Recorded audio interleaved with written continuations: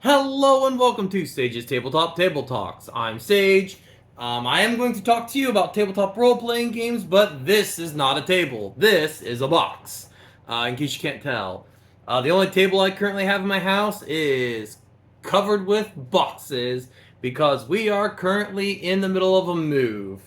And finding a space to actually sit down and do one of these videos has been trying. On top of the move, sorry, there are cats running around. On top of the move itself. So, but I know last week I didn't do a video, and I know not a lot of you actually care, but to those of you who actually do care, I didn't want to skip out on another video. So I'm gonna ahead and do this one, the last one I'm ever going to record in my old house. Because next week's video will be from my new location, and will probably be a day late because we are doing the official move over that weekend. So, but anyway, this I did want to do one of these, and I'm kind of trying out a new filming style where I'm kind of taking the camera and pointing it down instead of at my ugly mug. So if you kind of like this style better, let me know in the comments because I could probably do more of this, especially when I'm doing things like talking about things like dice or like particular books. I can point the camera down at the book as I'm kind of going through it. Or I can keep doing it the way I've done it before, where I point the camera at me and I kind of just hold this stuff up as I'm talking about it. Just kind of let me know what you prefer. Because I do these videos for me, but I also do these videos for members of the tabletop role-playing community. But yeah, anyway, I want to do a video this week, so keep that content rolling. So I found a topic that I could kind of do this with, where I can kind of point down at, and the topic is going to be about our little clacky math rocks. And no, I'm not showing off my dice collection. That will come in a future, but today, I'm going to talk about a topic that is interesting to me and me alone, but is still and still is absolutely important to anyone who wants to get into tabletop game design, and that is dice. Almost everything you're going to do in these tabletop role-playing games is going to be determined with these various kind of polyhedrals. There's a handful of games that don't use dice. The Marvel's not the 616, the current one, but a previous Marvel role-playing game called the Marvel Role-Playing Universe. Didn't actually use dice. You had pools of basically energy. And if you wanted to do something like, say, use an optic blast, you'd be like, I'm putting 2 points in my optic blast. And then the DM would determine if those 2 points were enough to actually, hit damage the target or whatever.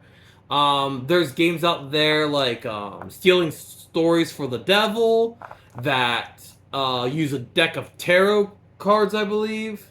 All Flesh Must Be Eaten has a variant where instead of using a 10-sided die, you would use a deck of cards. But 90% of games use these kind of polyhedral dice, and a lot of them will use some of them will use a single dice. Like, for example, Mutants and Masterminds uses exclusively a 20-sided die. All you'll ever do is roll a 20-sided die. Games like GURPS use exclusively 6-sided dice. Pools of them, same with Shadowrun. White Wolf games, I guess Onyx Path games now, use exclusively 10-sided dice, as does Unisystem. And a lot of games are going to use multiple of these dice. So you got 4-sided dice, which are these triangles, D4s.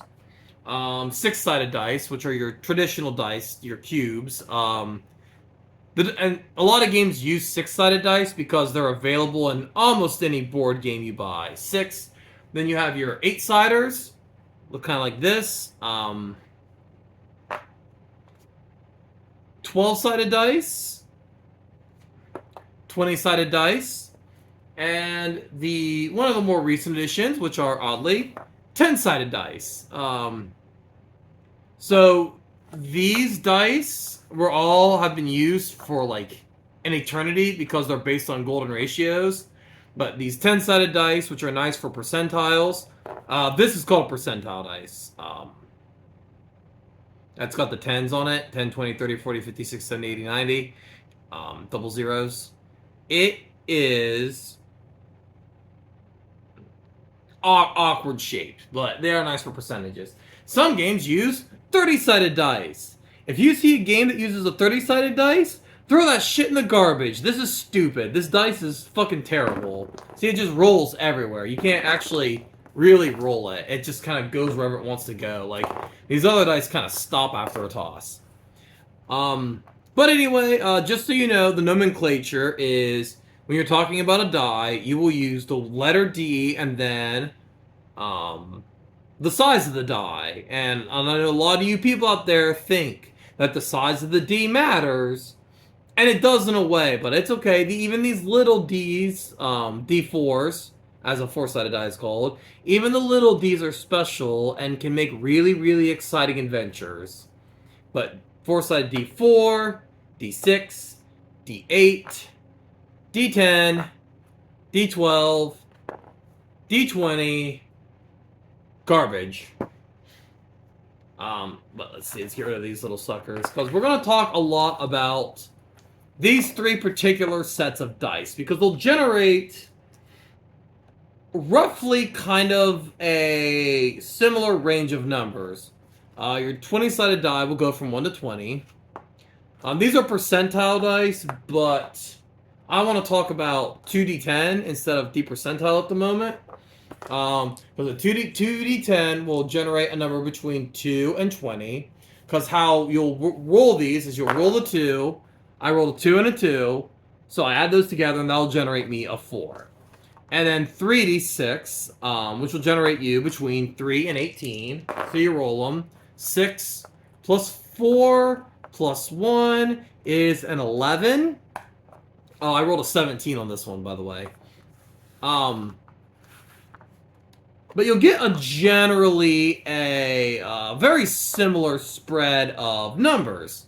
However, this does not mean that these three sets of dice are equivalent or comparable, because there is a lot to consider when you're using these kind of dice. So generally speaking, the more dice you add in your pool, as long as you're adding the dice together, the sharper the bell curve will be.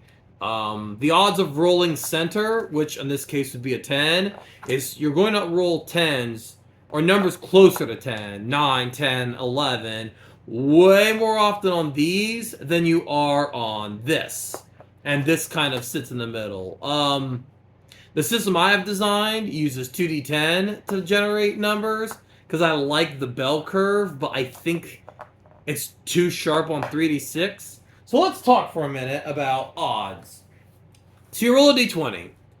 What are the odds of rolling a 1 on this? Well, it's 1 in 20, which is 5%. You have a 5% chance of rolling a 1. Now, if you're using critical hit and critical miss tables, this is exceptionally important. The odds of getting a critical failure, a 1, is 5%. The odds of getting a 20, 1 in 20, 5%. The odds of getting a 10, 1 in 20, 5%. So the odds of any number on the spectrum is going to be 5%. This is going to create a flat bell curve where any number has an equal chance of coming up on the die. Why is that important? It means that even though 10 is kind of... Sorry, jumped away from me. Even though 10 is kind of the center point of this, you're not really guaranteed a 10 on this like you are in a lot of... You're not likely to get a 10 on this. So using 10 as the baseline kind of works, but you have to be careful because you're going to wildly swing on your d20. That's actually another, even though these things roll like trash, another reason I don't like the d30 is because it's got that same problem, but the odds are 1 in 30, and I don't have that immediately calculated in my head of each one. Probably close to around 3%. But, like, this is so swingy. Like, there is almost... Now, I need to play with the camera settings a little bit. I think that glare is kind of shitty, which is weird because I'm actually using a ring light for once.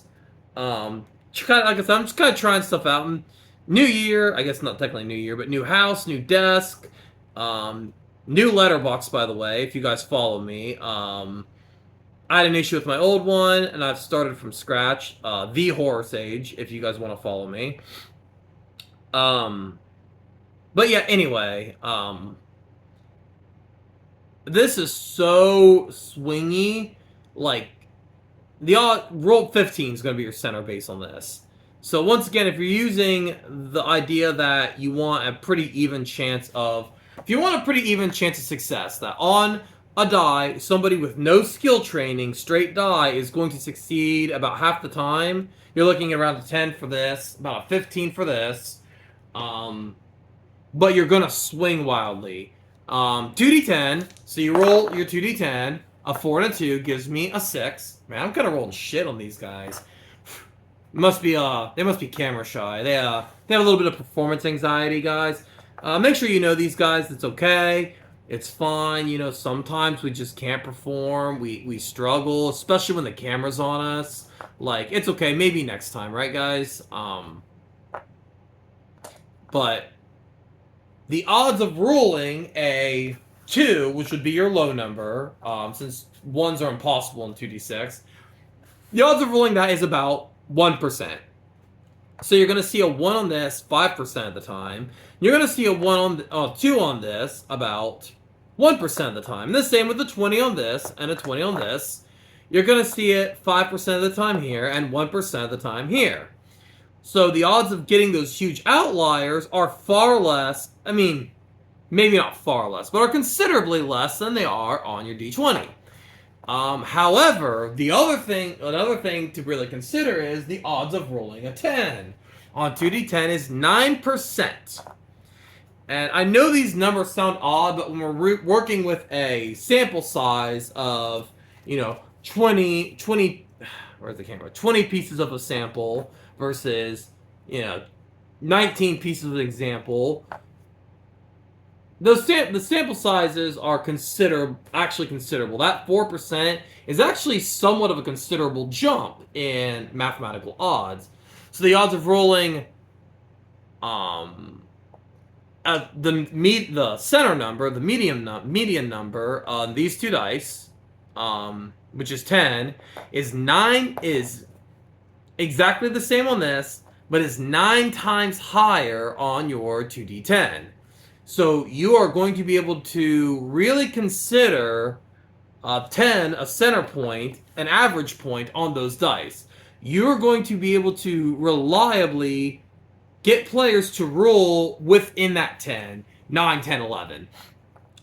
So it's going to be extremely common for you to get these mediums. Now, 3d6, which gives you 3 to 18. I know it's not quite as big as that. Once again, size doesn't always matter. But when you roll 3d6, so there's 7, 8. See, once again, rolled 11 before, 8 now. Both times very close to the center of that 10. The odds of rolling a 3 or an 18, which would be like, what would you consider?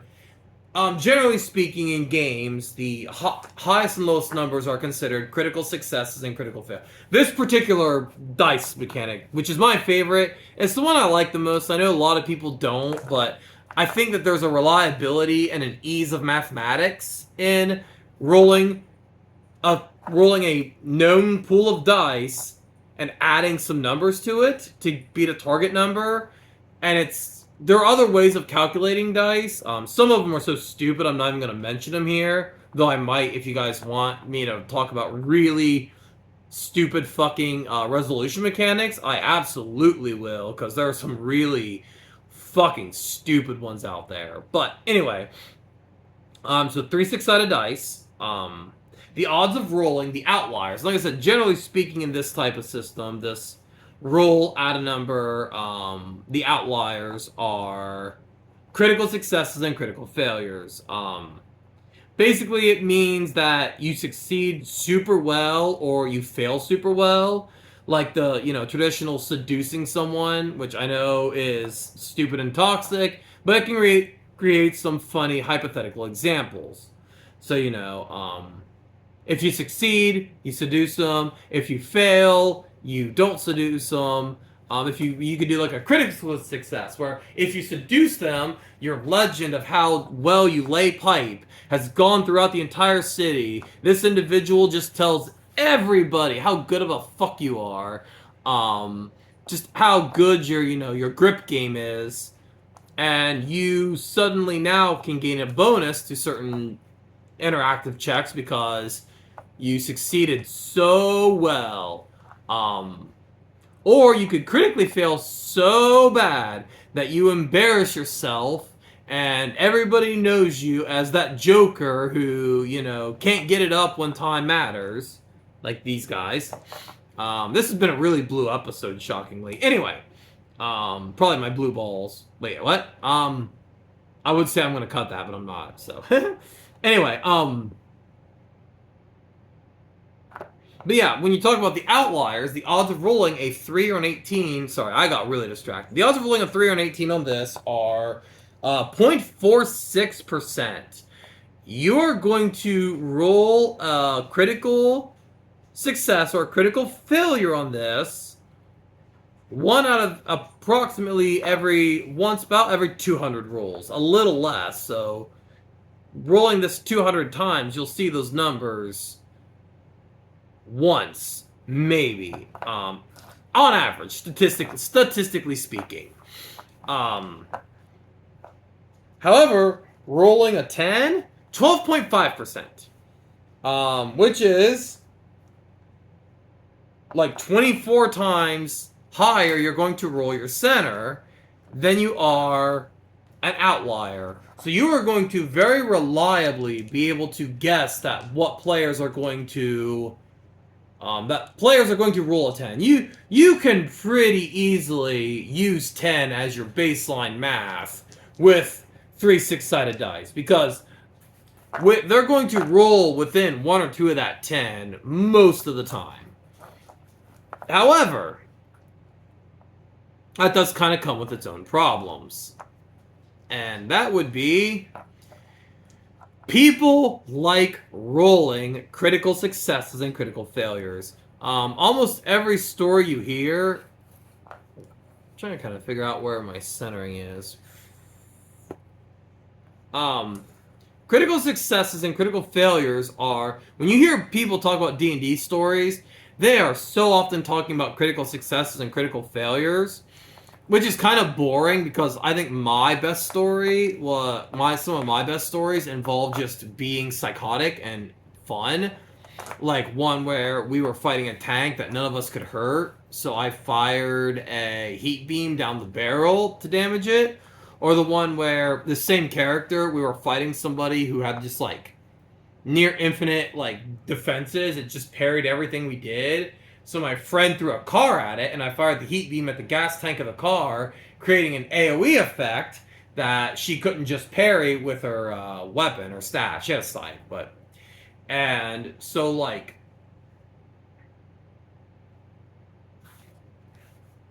yeah, they're not stories that specifically revolve, I tried to seduce the dragon, I rolled a 20, dragon half seduced. But people love those stories. People don't love hearing those stories, but by God, they love telling those stories.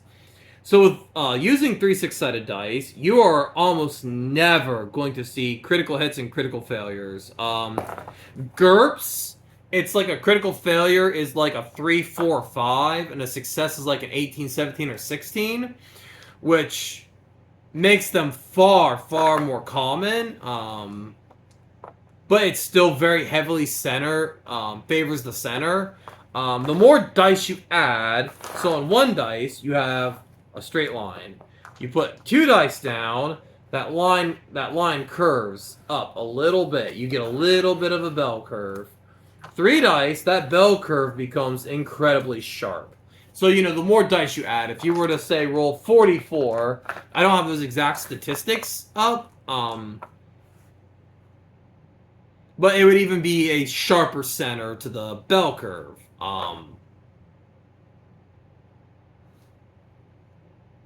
So yeah.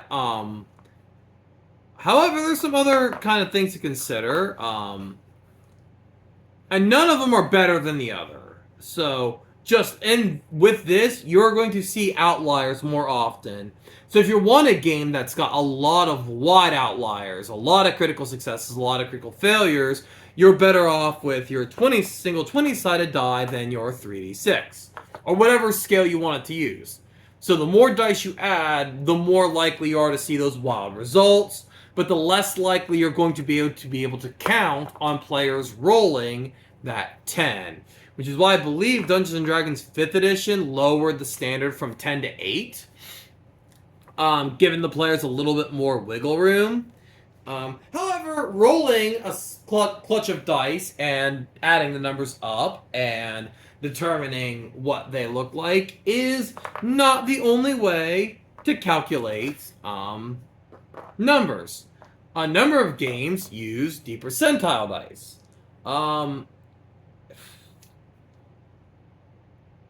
Not exclusively, but Rifts uses D-percentile for its skills. Chaosium, if I'm not mistaken, exclusively uses percentile.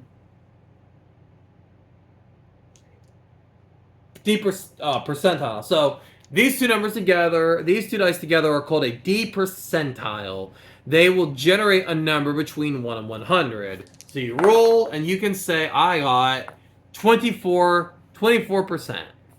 Get that.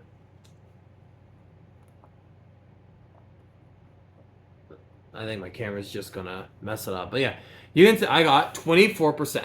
This is 24%. So, like, let's say Chaosium, and even Risk. The idea is you have a percentage. So your skill, like, let's say I'm trying to pick a lock. I could say, well, my pick lock is 30. So rolling a 24, since I rolled under that 30%, I succeeded. If I were to roll higher than that 30%, 33 here, I would have failed that check. I know Chaosium used to use 6-sided dice for stat generation. I don't know if they do now. If I'm not mistaken, I haven't played a Chaosium game for like 3 generations. So, you guys can correct me if I'm wrong. But I think they're point by now. I believe so. Anyway. But yeah, so much like the D20, you're going to run the gambit from 1% to 100%. And the odds of getting any percent of that is going to be 1% for any given number. So you're going to see extremely wild cases. However, see, humans have this thing on the ends of their fingers, or sorry, the ends of their hands, called base 10. Why do you guys think math across human history, across human cultures, has been done in base 10? It's because we have base 10 stapled to the ends of our arms, you know?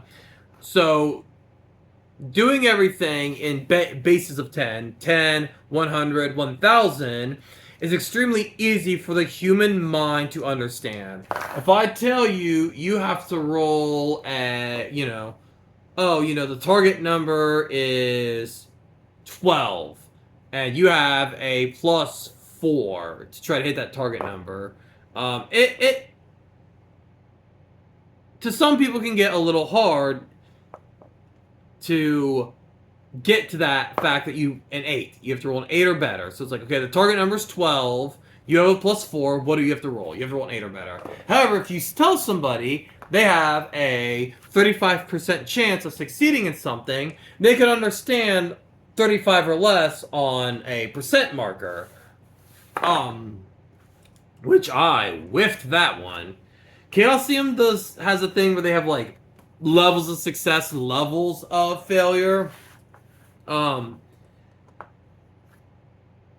like if you get so far over your range, you fail more and more spectacularly. Same with Thunder. I actually really like that system. We can talk about that another time. But I like when failures and successes are non-binary. It's not just pass-fail. But yeah, if you want to get really, really... Oh, sorry, we're talking about... Going back to that whole rolling a single die and getting a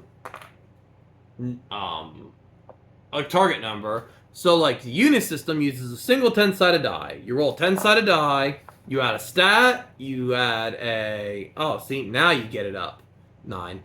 You add a stat, you add your skill, and you add that, and you try to get over a target number. So if the target number is 12, you can rely about a 5 on a 10-sided die. So the target number is 12. I rolled a 9, which actually would be really difficult. But if I have like 3 strength, so 9, 10, 11, right there. So if I have 3 strength and 2 athletics, this would absolutely let me, climb the wall or whatever it is I'm trying to do. If the target number was 12, so 9 plus whatever. Honestly, if I roll a 9 and I fail, why the hell are you even having me roll anyway? But that's another time for another story. However, you look at games like Shadowrun or White Wolf, and you get these massive clutches of, in Shadowrun's case, 6-sided dice, in White Wolf's case, 10-sided dice. You get these big, stupid fucking pools of dice that you have to roll.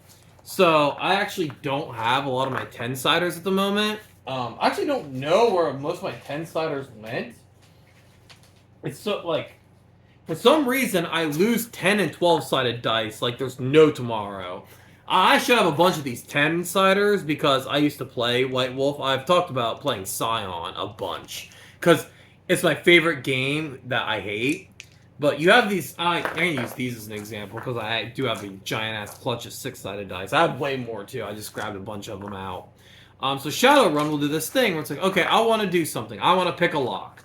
Well, I have 3 agility, so I get 3 dice out. And I have 4 my pick lock, so I get 4 dice out. Oh, and I have a special tool that gives me a bonus dice. So now I have this clutch of dice, and I'm not mistaken with Shadowrun. I believe the target number is... Sorry, I'm shaking them all. I believe the target number is 5. So I roll a 5, or it might be 4. But I'll say 5. I've only played Shadowrun like twice. Because I don't like this system of dice. And I think Shadowrun's kind of lame. Sorry, Shadowrun guys. It's not the worst system, it's just meh. But anyway, you take your clutch of dice and you roll them. And now I get to count how many I have. Okay, so there's 4, there's a 6, there's a 5, and so I got 2 successes, and maybe a 6 might count as 2. No, 6 just has to do with edges, which is a different thing. So in this big clutch of dice, I got these 2 successes. But I don't like this type of dice system because it just seems to take too fucking long to sit here, roll your big clutch of dice, and now I've got to go through and... Okay, that was 2 successes again. Versus just rolling dice and adding the numbers together. And like I said, in Scion, which I know is similar, Exalted similar, we had characters rolling 15, 20 dice and trying to see how many were 7 or higher. So kind of the math of this system's kind of weird. So on a 6-sided die, the odds of rolling any given number is 1 in 6. Or it would be 17%. So let's say I need to roll 3 successes on my clutch of dice. So I have a 17% chance of rolling what I need that, well, no. I have a, so 17%, I have a 30, so 5 or 6, I have a 34% chance of rolling a 5 or 6 on this dice. It would be a 1. Be about 51% chance. About 50% chance if I was rolling a... I'm an idiot. The maths aren't perfect because they're not... 10-sided dice are even, but these numbers aren't... you have to do a little rounding. But it's not 17%. It's like 16.666% for any given number. So the math isn't perfect on a 6-sided dice, but to roll a 4, 5, or 6 is about 50%. We'll call it 24% for 4 or for a 5 or a 6 on a 6-sided dice. So let's say I have to roll 3 successes. So if I have these 3 dice, every single one of these has to roll that 24%, or no, I'm sorry, 34%, to get my success. And every time I add a die, that adds an additional 34% to getting that success ratio. So, the more dice you add, the more it increases the odds of getting that success ratio that you're looking for, that 34%. 10% on a 10-sided die, so I'm adding. So if I need to roll a 7, 8, 9, 10, that's 40% on a single die. So every die I add, there's another 40% that I'm going to hit that assumed target number of 7, 8, 9, 10. So if you want to build a target number, and let's say a dice of 5, you have to assume that they're only going to hit 40% of the time. No. Yeah, 40% of the time. So each point you add doesn't add 1 to your baseline target number. It adds a little less than half a 1. So in order to guarantee I get that extra success, you basically have to add 3 dice to that pool. And I think that creates, that's if we're using this 10-sided die. So if we're talking 34%, we're looking, once again, about 3. You're looking about, if about 5 or 6, about 3 dice for every success ratio you want me to have. And I think that's kind of dumb math. If you're looking at if you're looking at 4, 5, or 6 on this, then 50%, and honestly you can just do evens odds in that case. Some games will do things like have exploding dice. And as much as I like statistics, I actually don't really know the full math on exploding dice. But once again, you're looking at the 6-sided dice. If I'm rolling a pool of 6-sided dice, I could say, okay, I'm rolling my pool of 6-sided dice. So I got a success here. I got a success here, but since this is a 6, this can do what's called explode, where I pick it up and roll it again. Okay, it's a 2. That success I had doesn't go away, but had I rolled a 5 on this, I would have added an additional die to my pool. White Wolf adds, for every 10, which is the 0 on this dice, for every 10, you get 2 successes. And that does change the odds, and that actually matters if you are building a die pool of whatever dice you want to use. But if you're looking at about every half the numbers on a die to succeed, like on a 6, 4, 5, or 6, on a 10-sided die, 5, 6, 7, 8, 9, or 10, it doesn't matter what die you use, because you're basically just looking at flipping a coin. Unless you're looking at exploding or double points for high numbers on die pools. White Wolf Scion also has botch rules, where if you roll no successes on a die in your die pool, and you roll at least 1, you botch. But there's so many ways of getting automatic successes in not Exalted, in Scion, that it really doesn't fucking matter. And then when you're rolling 30 dice, the odds of you not getting a single success is astronomically low. And there's one more system of dice that are used, and it's an interesting one. Actually, my favorite game of all time uses it, but I'm not entirely sure it's one I really like. It's interesting though. It's kind of fascinating. And that is Savage Worlds uses this, but my favorite game of all time, which is Danger Patrol, which is available for free online for any of you guys who want to kind of get into gaming.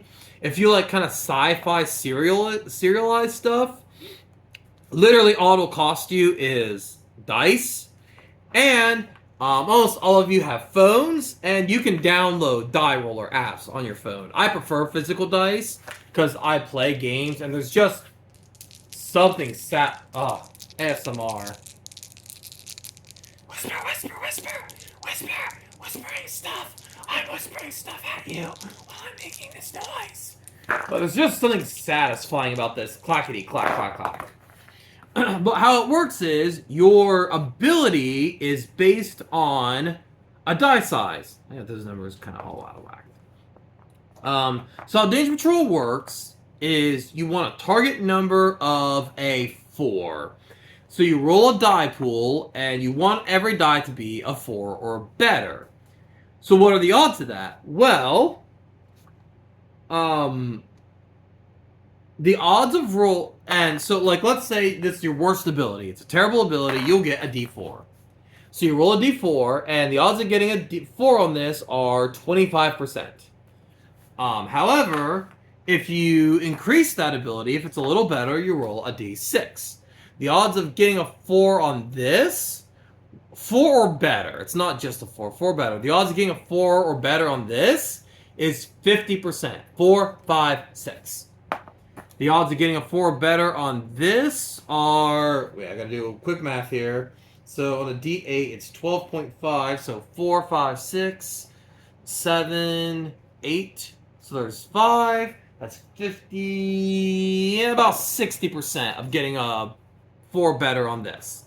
And of course it goes up and up as it goes. So 4 better on this is 4, 5, 6, 7, 8, 9, 10. About 70%. And the odds of a 4 better on a D12, the odds of rolling any given number on a D12 is about 8. So it's 4, 5, 6, 7, 8, 9, 10, 11, 12. So you're looking at about 8, so 8, about 64%-ish. My math might be a little wrong. I'm trying to quickly do that in my head, kind of while I'm also talking to you. But as you can see, as your stat increases, your die size increases. As your die size increases, the odds of hitting that target number substantially improve. The My Little Pony role-playing game, which I want to try so bad. It looks so fun. Uses a similar system. However, it has an interesting rule. An exploding system. Now, what is that? And once again, so how exploding works is if you roll the highest number on a given die, you increase or enroll. A lot of games you'll re-roll to see if you get another success. However, as I said at the beginning of the video, in the Tales of Equestria system, when you explode, like if my D4 explodes, I roll a 4 on my D4, I now can attempt to roll a D6 to get a higher roll.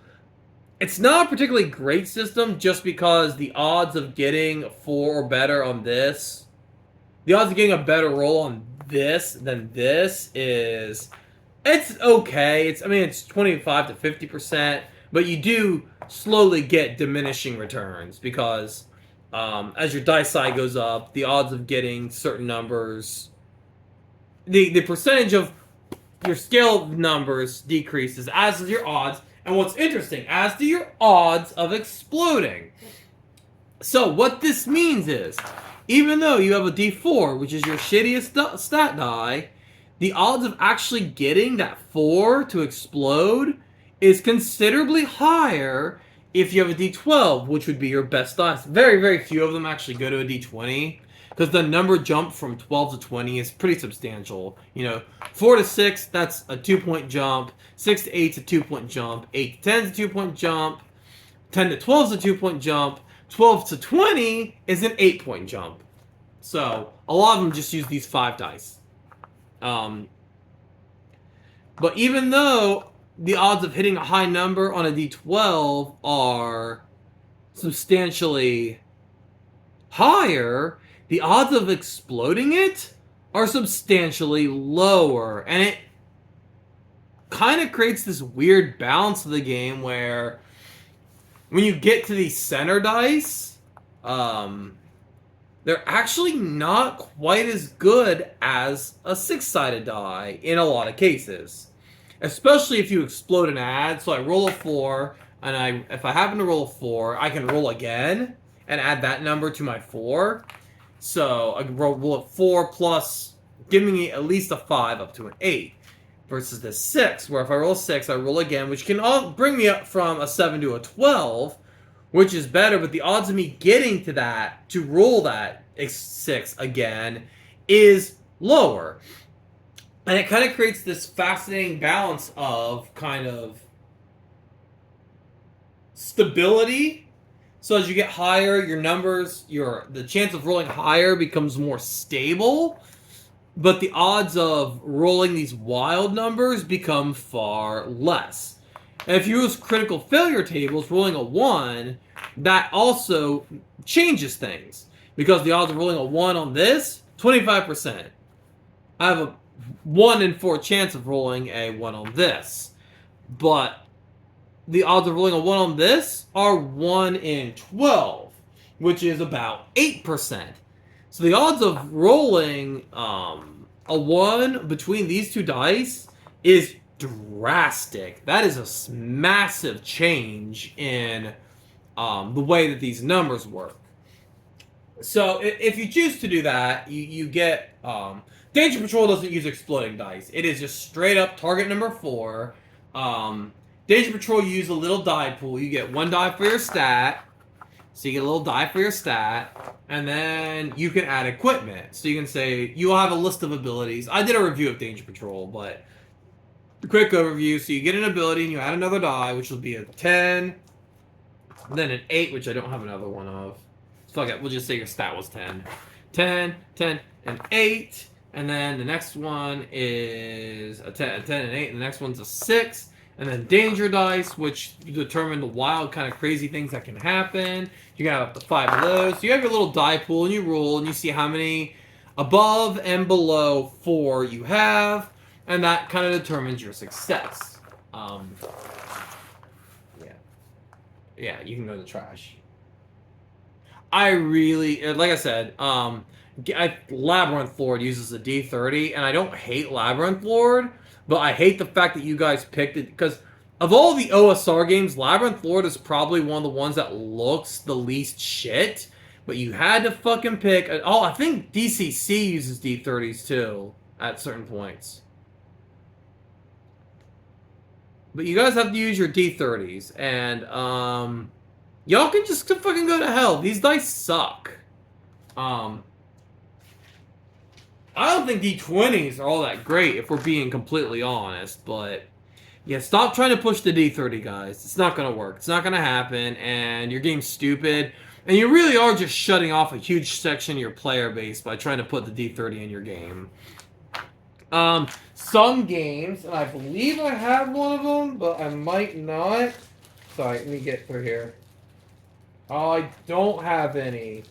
Some games use weird specialist dice, and I do not have any fate die. I need to get some fate die. So how fate works is you roll a pool of d6s, and you can use d6s because they are d6s. And fate dice will have on their faces 2+. Oh, by the way, in case you guys don't know, the little dots on these are called pips. On a 4-sided die, pips would be hard to read. And could you imagine trying to get 20 dots on this? So most nerd dice just use numbers. So you don't have to count how many spaces there are, pips there are on most nerd dice. Even this D6 doesn't use. These probably came from Risk or some shit. Darn,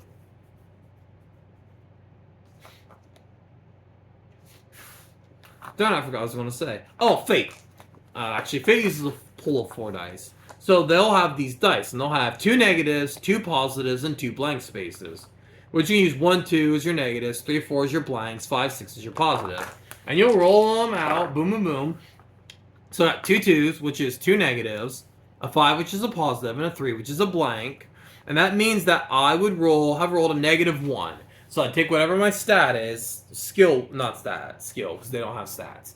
Skill, if I had a skill of 3, this would effectively be a roll of a 2. But yeah, they have specialized dice that have pluses, minuses, and negatives. Shoot. Oh no. Well, that dice gone. Goodbye, dice. We'll grab another D6 out of that. Anyway,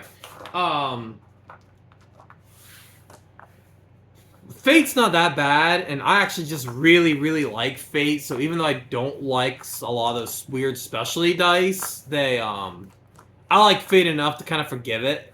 And plus, like I said, it's simple enough to think. But there's like a Legend of the Five Rings version and a Star Wars version where they have like a 12-sided die that's got like 5 different symbols on it, and then a 10-sided die that's got like 3 different symbols on it, and then like a 2 6-sided, and all different symbols, mind you. Like, oh, this is your Force die. It can do A, B, C, D, or E. And then this is your Danger die, and it can do these things. Oh, and then you roll these 2 6-sided dice, which have symbols, and they have different effects. And they are so fucking stupid to read, and I know people swear by this game system, but honestly, people are like, yeah, well, once you get used to reading it, it's like, cool. But you know what's really easy to get used to reading? A 4. That's simple. I know what a fucking 4 is. For me to have to sit down and see, like, oh, what is this? Well, it's a star with a ring over it, which means danger, and well, but this other dice, has like a pig holding a shotgun, which means authoritarianism. And then there's this die that has a 4-legged, monkey person. And that, I'm like, oh my god, what the fuck is this shit? Like, oh, it's simple once you've played it for 16 years and have all the different stupid-ass symbols memorized. But you know what? That is so... One of the problems is it's kind of esoteric, and it's actually one of the reasons I don't like games that use tarot cards.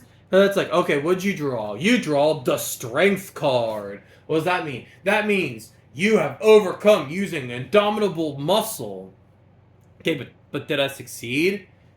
You used your muscle. Like, alright, but like, did I break the door when I tried to unlock it? Or figure it out narratively? I'm like, yeah, but I can just like improv if we're doing improv. Like, this isn't useful to me in any form. Like, I think every single person on this planet has a fundamental understanding of what 4 is. There are 4 dice here. I have 4 6-sided dice. I have 4 traditional dice. You know what that looks like. You understand what 4 means. If I tell you, hey, you have to do better than a 4, and you can roll a die and say, 5. 5 is a bigger number than 4. I succeeded. 2. 2 is a smaller number than 4. I failed. It's very easy to understand that. It's not easy to understand what a star might mean versus a heart. But yeah, anyway, that was my little rant about extra dice and kind of a discussion about die size and what they mean. So yeah, like if you're looking for a game where you want a lot of like a comedy game or an epic game where you want big successes and big failures, use smaller numbers of bigger dice. But if you want games where you're pretty consistent on where everybody sits, where you can have a pretty good gauge of what people are going to roll, you want to use more number of smaller dice. So the nomenclature would be 1 20-sided die or 1 D20 versus 3 6-sided die or 3 D6. But it's just something to consider about how wild you want your numbers to vary. And just use numbered dice. Don't with this fucking dumb shit with like even Fate, you understand a plus is adding 1 versus a minus subtracting 1. But yeah, I actually really like Legend of the Five Rings. When I saw they did with their dice, I was so disappointed. I thought that I don't know. Anyway, yeah. So yeah, there's my dice. There's not all my dice. Like I got a lot of dice. This isn't even all of them because I have like my nice dice in a bag. These are just my weird dice. Anyway, yep. So I will see you guys next time in a new location on a new set with a new tabletop and a new discussion. I don't know what it will be, but it will almost certainly be a day late. Goodbye and have fun. And any of you guys who actually are out there don't know if you want to try this stuff, I suggest give it a shot. And I know sometimes the math can seem daunting, but there's a lot of games with super simple math. But I think this is a good place for a lot of people, for storytellers, for tacticians, for statisticians, for actors. It's just a really good, diverse place that I think. And if you're watching this, and I at least hope that you're not a racist or a bigot of any kind, and because like I found this weird hiccup where for a while my videos were being fed to people through a Aryan Brotherhood guy, and I want to make it clear that I do not associate with that kind of shit. I am not a member of the Aryan Brotherhood. I am very allied. I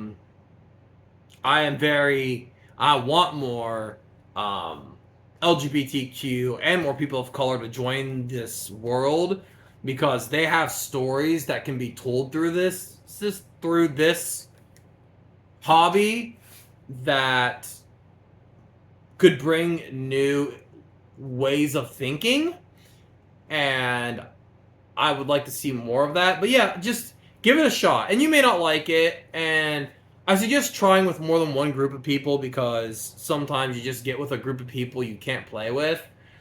But yeah, just give it a shot if you can. If you can find 3-4 people, there are free games out there. I believe even Dungeons and Dragons has free editions, like simplified editions. But yeah, and once again, you can there's hundreds of die roller apps that you can get on your phone for free. So honestly, there's no excuse unless you don't have 5 friends, which I'm sorry. But anyway, I will see you guys in a new location. Goodbye.